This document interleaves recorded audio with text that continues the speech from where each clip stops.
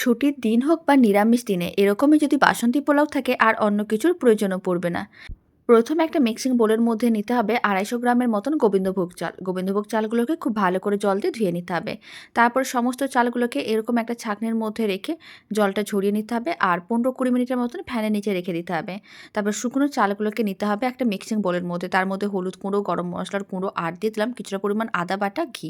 সমস্ত কিছু খুব ভালো করে একসঙ্গে মিশিয়ে নিতে হবে। খুব ভালো করে মেশানো হয়ে গেছে। এবার চালগুলোকে এক সাইডে রেখে দিলাম। কড়াইয়ের মধ্যে দিয়ে দিলাম 1 চামচের মতন ঘি। কাজু কিশমিশগুলোকে হালকা লাল করে ভেজে নিতে হবে। তারপর সমস্ত গোবিন্দভোগ চালগুলো দিয়ে দিতে হবে, যেগুলোকে আগে থেকে ম্যারিনেট করে রেখেছিলাম। অল্প একটু লবণ দিলাম। খুব ভালো করে মিশিয়ে নেওয়ার পরে এখন আমি যতটা চাল নিয়েছিলাম তার ডবল আমি গরম জল করে রেখেছিলাম। গরম জল দিয়ে পোলাওটা করলে খেতে অনেক বেশি ভালো হয় আর খুব সুন্দরভাবে পোলাওটা রেডি হয়। এবার আমি 3টের মতন কাঁচা লঙ্কা দিলাম আর 3 চামচের মতন চিনি দিলাম। মিষ্টিটা আপনারা চাইলে কম বা বেশি করতে পারেন।